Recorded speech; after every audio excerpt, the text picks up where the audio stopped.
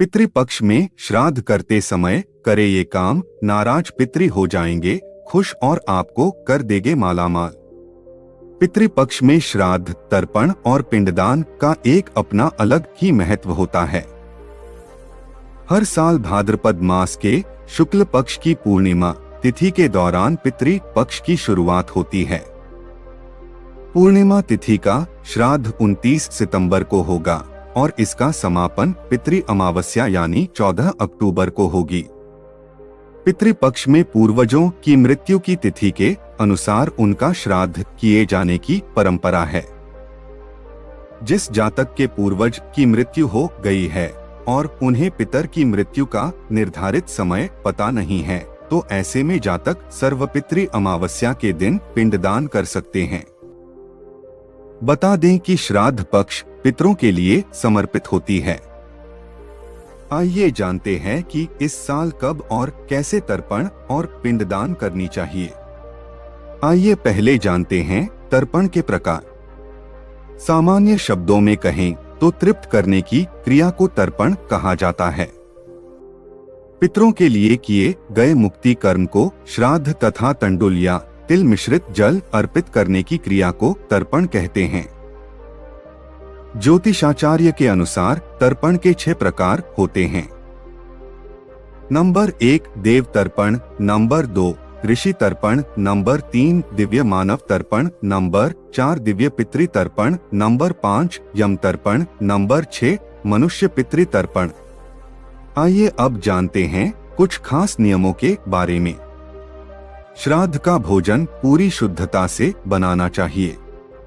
भोजन बनाने से पहले किचन और गैस को अच्छी तरह से साफ कर लें।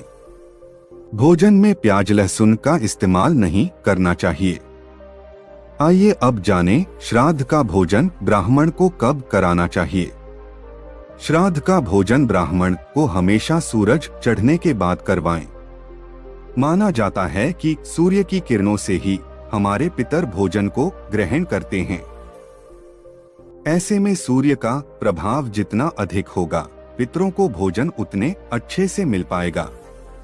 और इन बातों का विशेष ध्यान रखें। ब्राह्मण को भोजन जब तक न करा दें, तब तक स्वयं भी भोजन न करें। ये आपके पितर के प्रति आपकी श्रद्धा को व्यक्त करता है। इसके अलावा ब्राह्मण को भोजन करवाते समय मौन रहें। अगर किसी चीज की जरूरत हो तो इशारे में कहकर मंगवाएं। श्राद्ध का भोजन प्रसाद के तौर पर ग्रहण करें। श्राद्ध का भोजन प्रसाद की तरह होता है।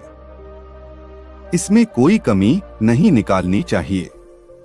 ब्राह्मण को भोजन करवाते समय भी उससे ये न पूछें कि भोजन कैसा बना है। ब्राह्मण भोज के बाद आप स्वयं भी उसे प्रसाद के तौर पर ग्रहण करें। आइए जानें कुछ महत्वपूर्ण बात के बारे में। श्राद्ध का भोजन या तो पत्तल में खिलाएं या चांदी, कांसे के बर्तन में खिलाएं। कांच या मिट्टी के बर्तन का इस्तेमाल बिल्कुल न करें। ब्राह्मण को भोजन करवाने के बाद उसे श्रद्धानुसार दान दक्षिणा जरूर दें और चलते समय पैर छूकर उनका आशीर्वाद लें। और यह काम जरूर करें। ब्राह्मण को भोज कराने के बाद पितरों को मन में याद कर भूल चूक के लिए क्षमा याचना करें। इसके बाद अपना व्रत खोलें और प्रसाद ग्रहण करें और पूरे परिवार को करवाएं। रात के समय दक्षिण दिशा में पितरों के नाम का सरसों के तेल का दीपक जलाएं। इस विधि से मिलती है पितरों की आत्मा को शांति। जिस दिन श्राद्ध करना है उस दिन स्नान करने के बाद पूरे घर की साफ सफाई करें। घर में गंगाजल और गौमूत्र भी छिड़के। इसके बाद दक्षिण दिशा में मुंह रखकर बाएं पैर को मोड़कर और बाएं घुटने को जमीन पर टीका कर बैठ जाएं। इसके बाद तांबे के चौड़े बर्तन में काले तिल, गाय का कच्चा दूध, गंगाजल और पानी डालें। उस जल को दोनों हाथों में भरकर सीधे हाथ के अंगूठे से उसी बर्तन में गिराएं। इस तरह 11 बार करते हुए पितरों का ध्यान करें। आइए अब जानें पितृपक्ष में श्राद्ध करने की विधि। नंबर 1, महिलाएं शुद्ध होकर पितरों के लिए भोजन बनाएं। ध्यान रखें कि भोजन बनाते समय किसी भी प्रकार की गलती न करें। नंबर 2, अब आप किसी श्रेष्ठ ब्राह्मण को न्योता देकर बुलाएं। ब्राह्मण को भोजन करवाएं और निमंत्रित ब्राह्मण के पैर धोकर कुछ चीजों का दान अवश्य करें। ऐसा करते समय पत्नी आपके दाहिनी तरफ होनी चाहिए। नंबर 3, आपको इस बात की विशेष रूप से ध्यान रखने की जरूरत होगी कि ब्राह्मण या किसी गरीब को भोजन परोसते समय प्रसन्न होकर ही भोजन परोसे। भोजन के उपरांत यथाशक्ति दक्षिणा और अन्य सामग्री दान करें। आइए अब जानें पितृपक्ष में श्राद्ध करने के नियम। नंबर 1, पितरों के निमित्त अग्नि में गाय के दूध से बनी खीर अर्पण करें। ब्राह्मण भोजन से पहले पंचबली यानी गाय, कुत्ते, कौए, देवता और चींटी के लिए भोजन सामग्री पत्ते पर निकालें। मान्यता है कि पितर इन्हीं 5 रूपों में धरती पर आते हैं और अपने संतान को आशीर्वाद देते हैं। नंबर 2, दक्षिण दिशा में मुंह कर कुश, जौ, तिल, चावल और जल लेकर संकल्प करें और 1 या 3 ब्राह्मण को भोजन कराएं।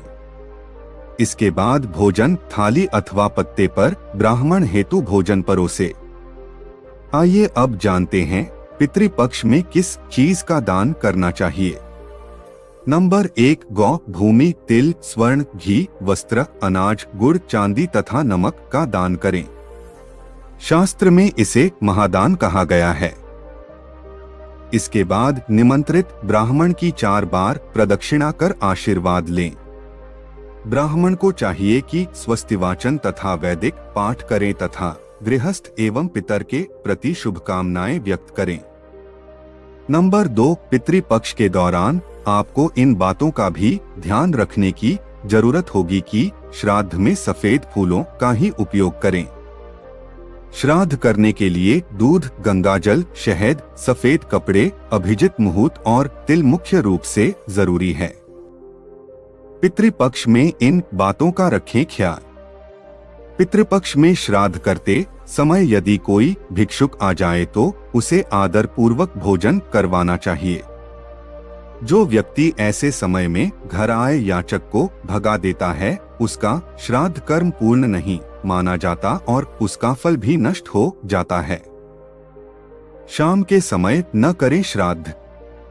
शुक्ल पक्ष में, रात्रि में और ऐसे दिन जब 2 तिथियों का योग एक ही दिन हो रहा हो तथा अपने जन्मदिन पर कभी श्राद्ध नहीं करना चाहिए।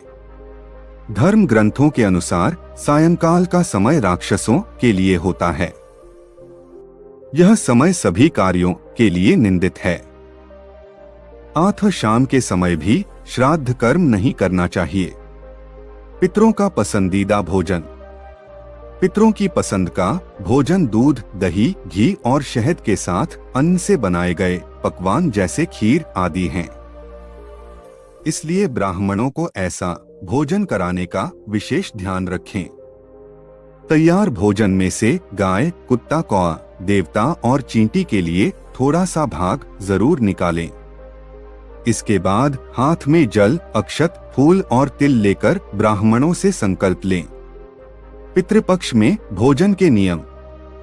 पितृपक्ष में कुत्ते और कौए के निमित्त निकाला भोजन कुत्ते और कौए को ही कराएं, किंतु देवता और चींटी का भोजन गाय को खिला सकते हैं। इसके बाद ही ब्राह्मणों को भोजन कराएं। पूरी तृप्ति से भोजन कराने के बाद ब्राह्मणों के मस्तक पर तिलक लगाकर यथाशक्ति कपड़े, अन्न और दक्षिणा दान कर आशीर्वाद पाएं। भोजन के बाद ऐसे विदा करें। ब्राह्मणों को भोजन के बाद घर के द्वार तक पूरे सम्मान के साथ विदा करके आएं। ब्राह्मणों को भोजन के बाद घर के द्वार तक पूरे सम्मान के साथ विदा करके आएं, क्योंकि ऐसा माना जाता है कि ब्राह्मणों के साथ साथ पितर लोग भी चलते हैं।